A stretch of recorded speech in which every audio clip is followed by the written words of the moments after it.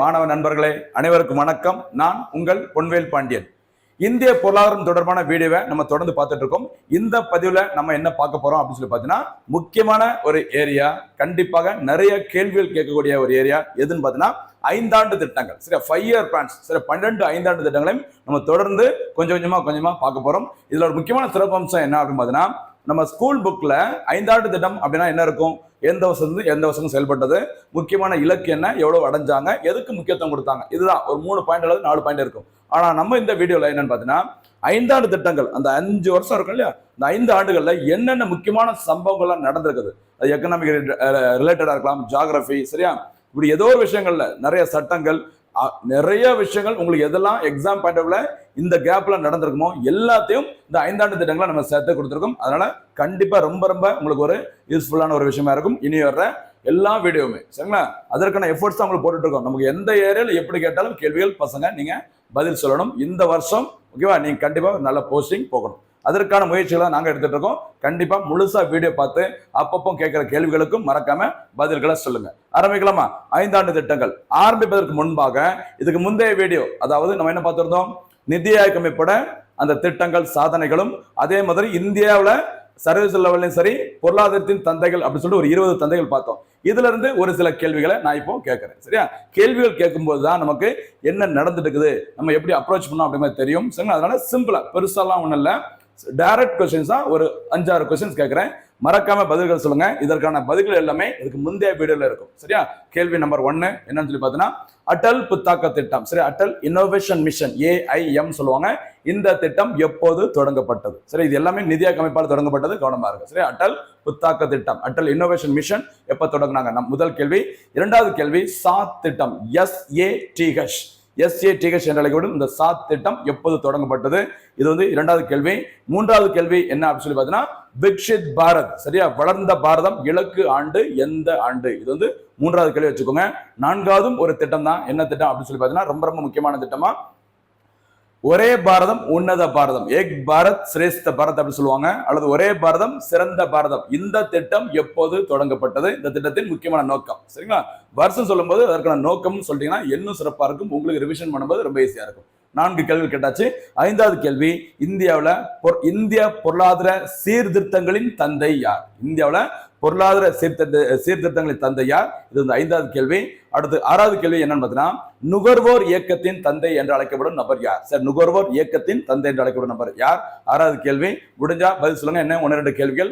பேரியல் பொருளாதாரம், சரியா, மேக்ரோ எக்கனாமிக்ஸோட தந்தை யார்? இது வந்து 7வது கேள்விமா. ஓகேவா, போதும். சரிங்களா, இது சாம்பிளுக்கு. ஓகேவா, இப்படி எல்லாம் நம்ம பார்த்துருக்கோம் அப்படிங்கணும் தெரியணும் அப்படிங்கிறதுக்காகவும் ரொம்ப முக்கியமான ஏரியா மட்டும் தான் உங்களுக்கு கேள்வியா கேட்டுட்டு இருக்கோம்.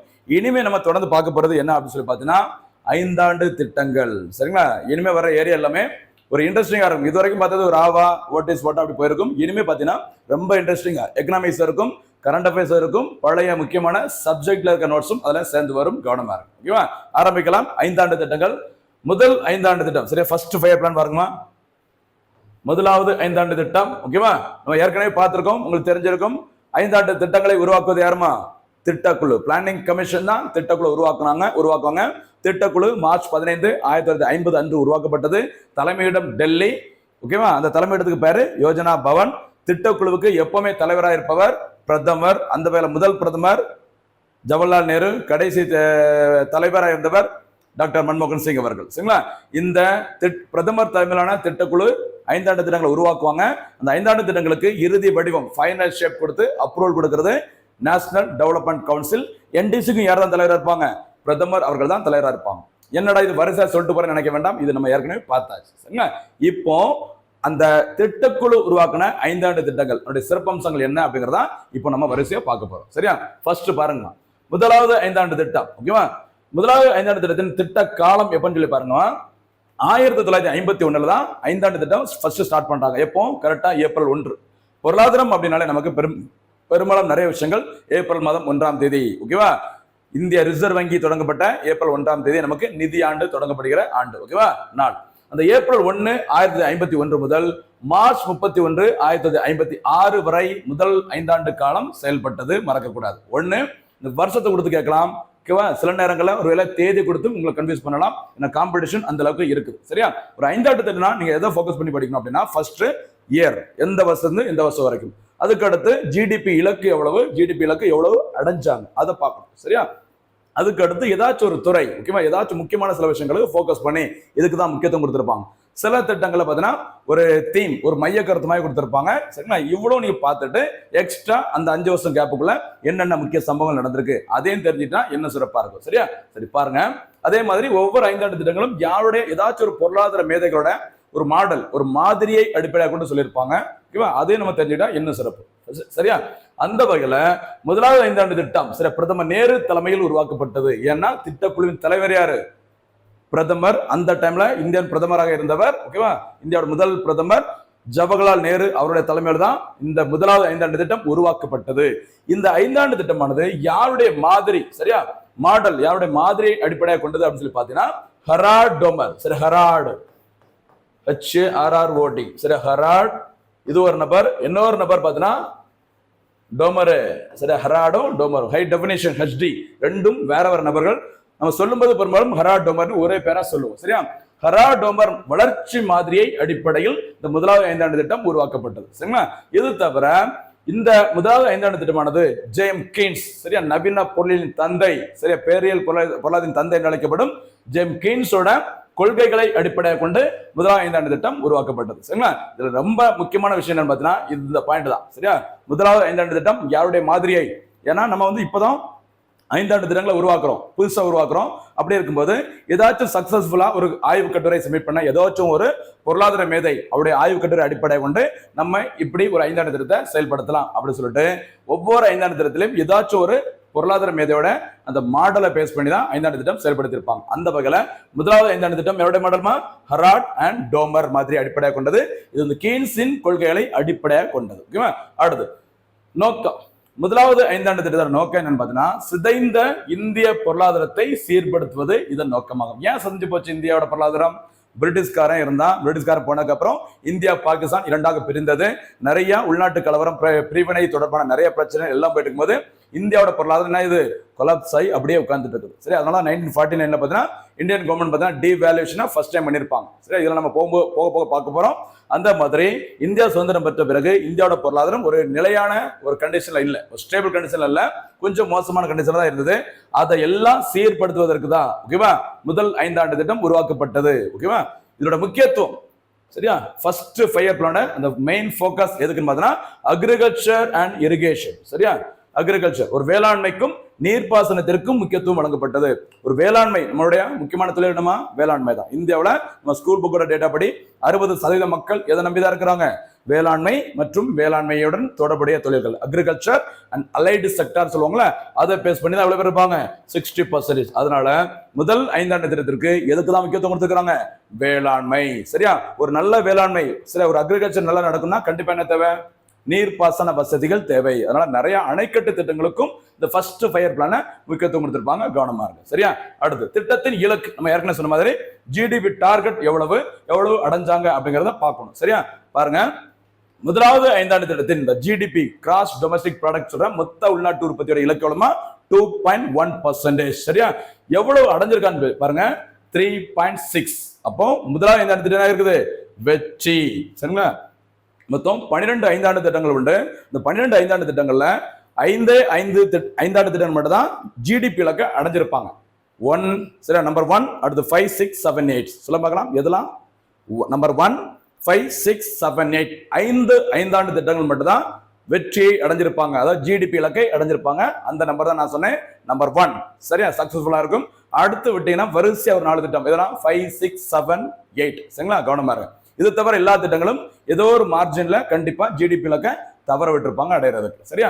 சரி பாருங்கம்மா, இந்த திட்டத்தின் வடிவமைப்பாளர் யார் பார்த்தீங்கன்னா KN ராஜ் அவர்கள் தான் திட்டத்தோட வடிவமைப்பாளர். சரிங்களா? அப்போ ஒரு 3 பேர் வருது, கவனமா இருங்க.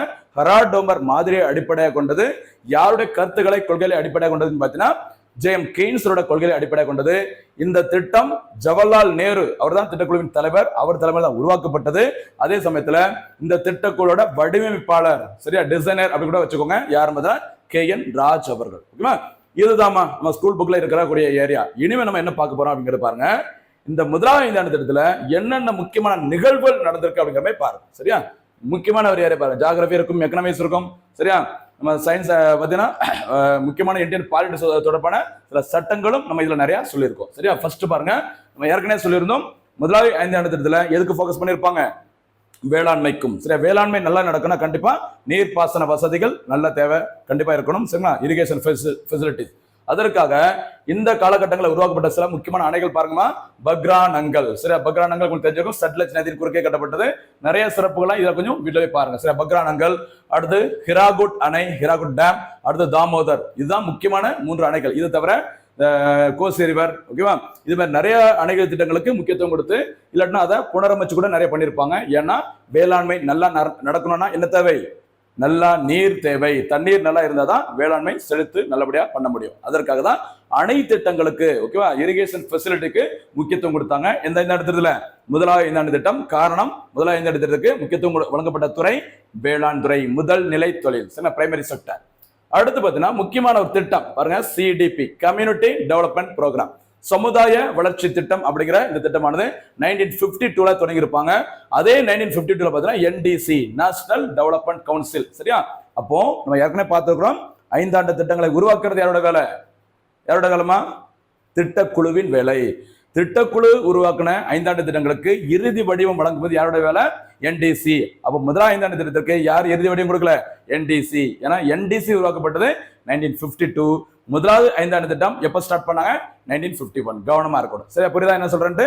சரிக்கு பாருங்க, 1952ல சமுதாய வளர்ச்சி திட்டம், சிடிபி, கம்யூனிட்டி டெவலப்மெண்ட் ப்ரோக்ராம், இந்த திட்டம் தொடங்கினாங்க. அடுத்து முக்கியமான திட்டம் பாருங்க, 1952ல அதே 52ஆம் ஆண்டு குடும்ப கட்டுப்பாடு திட்டம், ஃபேமிலி பிளானிங் ப்ரோக்ராம் சொல்லுங்களேன். இந்த குடும்ப கட்டுப்பாடு திட்டம் 1952ஆம் ஆண்டு இந்திய அரசினால் தொடங்கப்பட்டது. சரியா? மக்கள் தொகை எண்ணிக்கை அதிகரிக்கிற டைம்ல மக்கள் தொகை கட்டுப்படுத்துவதற்காக, சரிங்களா, குடும்ப கட்டுப்பாடு திட்டத்தை இந்திய அரசு தொடங்கினது 1952. இந்த திட்டம் தமிழ்நாட்டில் எப்போ வந்து செயல்படுத்தினாங்க அப்படின்னு பார்த்தீங்கன்னா 1956ல. சரிங்களா? கவனம் பாருங்க, 1956 தான் இந்த திட்டம் தமிழ்நாட்டில் செயல்படுத்தப்படுகிறது. இந்த 1956 தான் தமிழ்நாடு மொழி வாரியாக தனியாக பிரிக்கப்பட்டது. அதே மறந்துடக்கூடாது. சரிங்களா? சரி பாருங்க, அடுத்து முக்கியமானது பாருங்க, யூஜிசி, யூனிவர்சிட்டி கிராண்ட் கமிஷன். நம்ம என்ன பார்த்துட்டு இருக்கோங்கிறத மறந்துடக்கூடாது. என்ன பார்த்துருக்கோம்? முதலாவது 5 ஆண்டு திட்டம் 51 56 அந்த காலத்துல நடந்த முக்கியமான நிகழ்வுகள், எக்ஸாமுக்கு தேவையான விஷயங்கள். சரியா? பல்கலைக்கழக மானியக்குழு, யூனிவர்சிட்டி கிராண்ட் கமிஷன், சரிங்களா, எப்ப தொடங்கப்பட்டது அப்படின்னு பார்த்தீங்கன்னா 1953ல தொடங்கினாங்க. ஆனா எக்ஸாம்ல பெரும்பாலும் இதுல இருந்து கேள்வி எது கேட்கறாங்க அப்படின்னா 1956 தான் கொடுத்திருப்பாங்க. ஏன்னா யூஜிசி சட்டம், சரியா, அதாவது பல்கலைக்கழக மானியக்குழு தொடங்கப்பட்டது 1953, சரி, இனாகிரேட் பண்ணது. ஆனா இதற்கான அந்த யூஜிசி அமைப்பானது, ஓகேவா, ஸ்டாட்யூட்டரி பாடின்னு சொல்லுவாங்க, சட்டப்பூர்வமான அமைப்பாக மாற்றப்பட்டது 1956. அதனால பெரும்பாலும் இந்த 1956 அப்படின்னா யூஜிசி ஞாபகம் வரணும், கவனமா இருங்க. இது தவிர 1956 அப்படின்னா, ஓகேவா, நமக்கு ஞாபகம் வர வேண்டியது சீனு ஆரம்பிக்கிற சில முக்கியமான அமைப்புகள், சீன் முடிகிற அமைப்புகள், சரிங்களா. அதுல ஒண்ணு இப்ப நம்ம பார்த்த யூஜிசி, யூனிவர்சிட்டி கிராண்ட் கமிஷன். அடுத்து தமிழ்நாட்டில் இருக்கிற என்எல்சி, சரியா, என்எல்சினா நெய்வேலி லிக்னைட் கார்பரேஷன். அடுத்து ஓஎன்ஜிசி, சரியா, oil and natural gas commission. அடுத்து என்னமா யூஜிசி, ஓகே, அல்லது LIC, life insurance corporation of India. ஓகேவா? மொத்தத்துல சீனு முடிற 4 அமைப்புகளும் எந்த ஆண்டு, ஓகேவா, உருவாக்கப்பட்டது? 1956. யூஜிசி உருவாக்கப்பட்டது 53, ஆனா அது சட்டப்பூர்வ அமைப்பாக மாற்றப்பட்டது 53ல உருவாக்குனாங்க. சட்டப்பூர்வ அமைப்பாக மாற்றப்பட்டது 1956. பெரும்பாலும் எக்ஸாம்ல கேட்கும்போது 56 வச்சு தான் யூஜிசி கேட்கறாங்க, கவனமா இருங்க. சரியா? திருப்பியே சொல்றேன், யூஜிசி உருவாக்கப்பட்டது 53, சட்டப்பூர்வ அமைப்பாக மாற்றப்பட்டது யூஜிசி சட்டத்தின்படி 1956, மறந்துடக்கூடாது. அந்த 56 அப்படின்னா 4 சி ஞாபகம் வர வேண்டும். யூஜிசி, என்எல்சி, ஒய்என்ஜிசி, எல்ஐசி, 4மே என்ன லெட்டர்ல முடியுது? சி. ஓகேவா? சில முடிகிற 4 அமைப்புகளும் 56ல உருவாக்கி இருக்கிறாங்க. சரியா? இது தவிர, ஓகேவா, எக்கனாமிக்ஸ்ல முக்கியமான ஒரு ஏரியா எஃப்சிஎஸ்னா ஃபினான்ஸ் கமிஷன், சரியா, நிதிக்குழு, நிதி ஆணையம் உருவாக்கப்பட்டது எப்பமா? நிதிக்குழு உருவாக்கப்பட்டது நவம்பர் 22, 1951ல உருவாக்கி இருப்பாங்க நிதிக்குழு. நவம்பர் 22, 1951ல நிதிக்குழு உருவாக்கி இருப்பாங்க. இதை பத்தி நம்ம அடுத்தடுத்த வீடியோல பார்க்க போறோம். சரியா? அடுத்து என்டிசி, நம்ம இப்ப பார்த்த மாதிரி நேஷனல் டெவலப்மெண்ட் கவுன்சில். அவங்களுக்கு என்ன வேலைமா? நிதி திட்டக்குழு உருவாக்கின 5 ஆண்டு திட்டங்களுக்கு இறுதி வடிவம் கொடுத்து அங்கீகாரம் வழங்குறது என்டிசி. இந்த என்டிசி உருவாக்கப்பட்டதா எப்பன்னு சொல்லி பார்த்தோம்? 1952ல பார்த்தோம், கவனமா இருக்கு. சரியாமா? அடுத்து ஏர் இந்தியா, இந்த வார்த்தை எது கொடுத்திருக்கோம் அப்படின்னு பாத்தீங்கன்னா ஏர் இந்தியா தேசியமயமாக்கப்பட்டது. சரி, ஏர் இந்தியா நிறுவனம் நேஷனலைஸ் பண்ணது எப்போ அப்படின்னு பார்த்தோன்னா சரி நேஷனலைசேஷன் ஆஃப் ஏர் இந்தியா அப்படின்னு பார்த்தோன்னா 1953. சரியா 1953 ஏர் இந்தியா தேசியமயமாக்கப்பட்டது. அதாவது 1932 டாடா ஏர்லைன்ஸ் என்ன பேருமா டாடா ஏர்லைன்ஸ்ங்கிற பேர்ல டாடா ஜேஆர்டி டாடா அவர்கள் தனியா ஒரு விமான நிறுவனத்தை தொடங்குறாங்க பயணிகளுக்காக. சரியா அந்த நிறுவனம் அதுக்கப்புறம் கவர்மெண்டை கையகப்படுத்தி எப்ப தேசியமயமாக்குறாங்க நேஷனலைஸ் பண்றாங்க 1953 ஏர் இந்தியா தேசியமயமாக்கப்பட்டது. சமீபத்தில் 2020-21 அந்த ஏர் இந்தியா மறுபடியும் சரியா அகைன் யாருடைய வசமானது மீண்டும் டாடா நிறுவனத்தின் வசமானது. சரிங்களா டக்கு நம்ம நினைப்போம் ஏர் இந்தியாவை டாடா வித்துட்டாங்க. ஆனா அந்த ஏர் இந்தியாவுக்கு ஒரிஜினல் ஓனர் யார் தான் டாடா நிறுவனம் தான். அவங்ககிட்ட மறுபடியும் கைக்கு போயிருக்குது. உலகம் ஒரு வட்டம் சொல்லுவாங்களா அந்த மாதிரி மறுபடியும் அவங்க கைக்கே போயிருக்குது. எது ஏர் இந்தியா. அந்த ஏர் இந்தியா தேசியமயமாக்கப்பட்ட வருஷம் 1953 மறக்கக்கூடாது. சரியா அடுத்து பஞ்சசீல கொள்கை உங்களுக்கு தெரிஞ்சிருக்கும் நினைக்கிறேன். இந்தியா சீனாவுக்கு இடையே பார்த்தீங்கன்னா எந்த பிரச்சனையும் வரக்கூடாது, நாடுகளுக்கு இடையே எந்த பிரச்சனையும் வரக்கூடாது அப்படின்னு சொல்லிட்டு இந்த பஞ்சசீல கொள்கை டெல்லியில கையெழுத்தான வருஷம் 1954. சரியா 1954 பஞ்சசீல கொள்கை கையெழுத்திடப்பட்டது. ஓகேவா இவ்வளவு நான் சொன்னா போதும். இதை நீங்க கண்டிப்பா ஹிஸ்டரி எல்லாம் படிக்கும்போது இன்னும் பிரிச்சு மேஞ்சனும் கவனமா இருக்கும். ஓகேவா ஓகே அடுத்து நம்ம என்ன பார்த்துட்டு இருக்கோம் இந்த முதலாவது 5ஆம் திட்டத்துல என்னென்ன சம்பவங்கள் நடைபெற்றது மொத்தமா கொடுத்துட்டாரு. ஓகேவா அடுத்து எக்கனாமிக்ஸோட தொடர்புடைய இன்னொரு முக்கியமான விஷயம் பார்த்தா SBI state bank of India Bharat state வங்கி. SBI வங்கி சரிங்களா எப்போ முறைப்படி உருவாக்கப்பட்டது 1955 உருவாக்குறாங்க. சரி 55 உருவாக்குறாங்க. எந்த பேங்க்கு பதிலா இம்பீரியல் பேங்க். சரியா இம்பீரியல் பேங்க் ஆஃப் இந்தியா இந்த வங்கி தான் SBI என பெயர் மாற்றம் செய்யப்பட்டது. எந்த வருஷமா 1955. அதே 1955 ஜூலை 1ஆம் தேதி என்ன பண்றாங்க நேஷனலைசேஷன். சரியா SBI வங்கி தேசியமயமாக்கப்பட்ட நாள் ஜூலை 1, 1955. அதுவும் முதலாவது 5ஆண்டு திட்ட காலத்தில் நடந்திருக்கு மறந்துடக்கூடாது.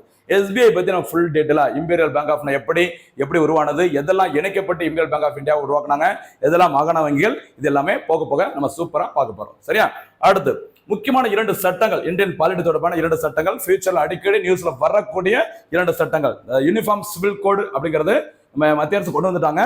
அது தொடர்பா 2 சட்டங்கள் இனிமே அடிக்கடி நியூஸ்ல வரும் கவனமா இருங்க. அது ஒரு சட்டம் இந்து மேரேஜ் ஆக்ட். சரியா இந்து திருமண சட்டம். சரி இந்து திருமண சட்டம் எந்த வருஷமா 1955 ஞாபகம் வச்சுக்கோமா.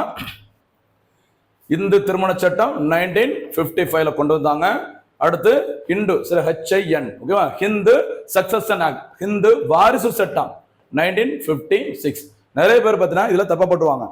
சரியா இந்து திருமண சட்டத்துக்கு 56லயும் இந்து வாரிசு சட்டத்துக்கு 55 போடுவாங்க.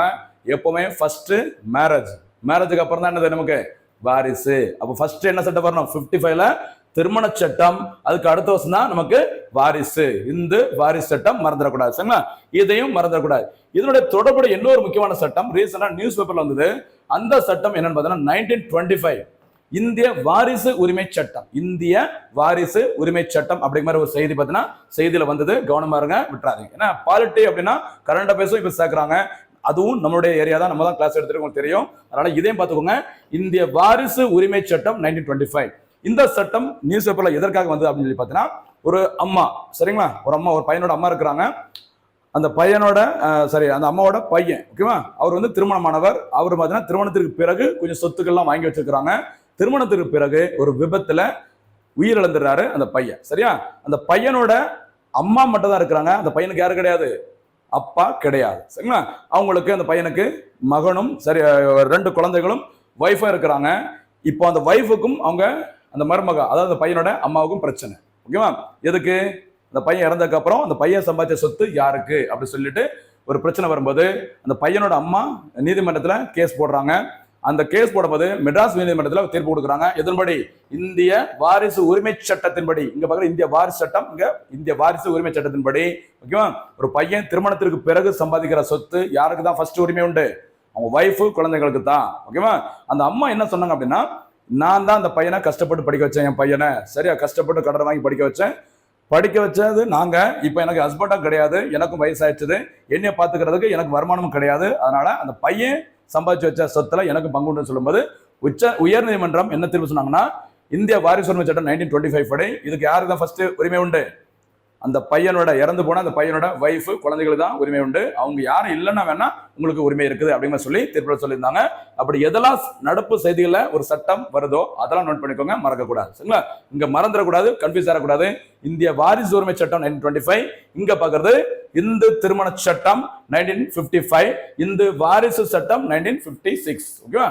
அடுத்து என்ன ஒரு முக்கியமான விஷயம் பாருங்க, மறுபடியும் சொல்றேன், இது எல்லாமே ஐந்தாண்டு திட்டங்கள், முதலாவது ஐந்தாண்டு திட்டத்தில் நடந்த முக்கியமான சம்பவங்கள். சரியா? ஃபர்ஸ்ட் பாருங்க, அத்தியாவசிய பொருட்கள் பதுக்கல் தடை சட்டம் 1955. சரியா?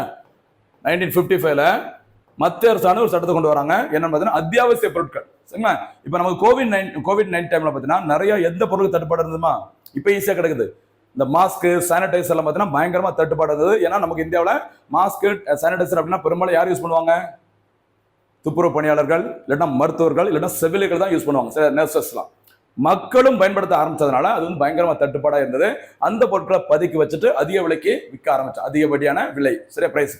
இந்த மாதிரி செய்யக்கூடாது. அரசாங்கத்தால் எதெல்லாம் அத்தியாவசிய பொருட்கள் அப்படி சொல்லிட்டு அறிவிக்கப்பட்டதோ அது எதையுமே என்ன செய்யக்கூடாது, பதுக்கி வச்சு மக்களுக்கு அதிகப்படியான தேவை இருக்கும்போது அதிகப்படியான விலைக்கு விற்பனை செய்யக்கூடாது. அதை தடை செய்யும் சட்டம் எப்போ கொண்டு வந்தாங்க? 1955ல கொண்டு வந்தாங்க. சரிங்களா? SBI கொண்டு வந்த வருஷமும் அதுவும் ஒரே வருஷம். அடுத்து மக்கள் பிரதிநிதித்துவ சட்டம், பீப்புள் ரெப்ரசன்டேட்டிவ் ஆக்ட் 1951. சரிங்களா? இதுவும் உங்களுக்கு நல்லா தெரிஞ்சுக்கணும்னு நினைக்கிறேன், கவனமா இருக்குமா. இதன்படி நிறைய பேர் ரீசெண்டா உங்களோட பதவியை கூட இழந்திருந்தாங்க. மக்கள் பிரதிநிதித்துவ சட்டம் 1951, அதை மறந்துடக்கூடாது. சரிங்களா? அடுத்து IIT, Indian institute of technology. சரியா? இந்திய தொழில்நுட்ப கழகம். சரிங்களா? இந்தியாவில் முதல் முறையாக IIT நிறுவனம் எங்க உருவாக்கப்பட்டது? IIT எங்கம்மா?